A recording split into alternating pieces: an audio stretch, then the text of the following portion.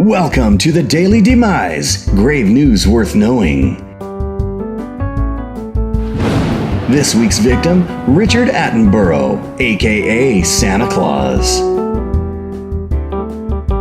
90 years of British fancy stuff exited stage left on August 24th when Lord Richard Attenborough departed his mortal body at lunchtime in a London nursing home. Just another old English actor making the rounds with death.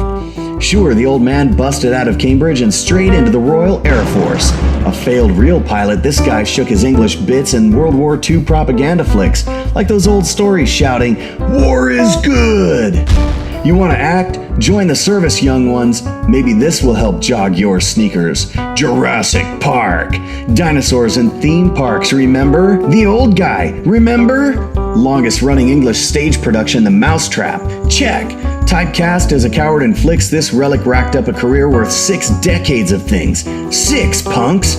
Showing off with 30 years starring in films and 30 years directing and producing, Attenborough cleaned house, awards house that is, in the late 1960s with back-to-back Golden Globes, rebel-rousing with Steve McQueen and the Sand Pebbles, and chillin' with animals and Dr. Dolittle.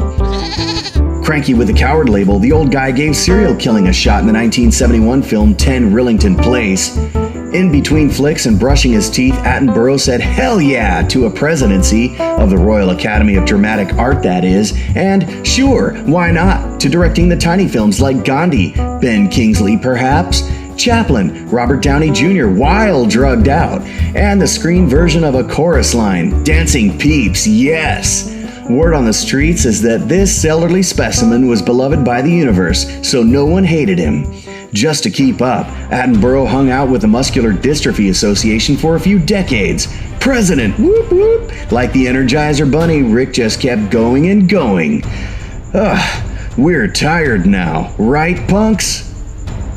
The Daily Demise, grave news worth knowing. Don't forget to like and subscribe and follow us on Facebook, Twitter, and Google+.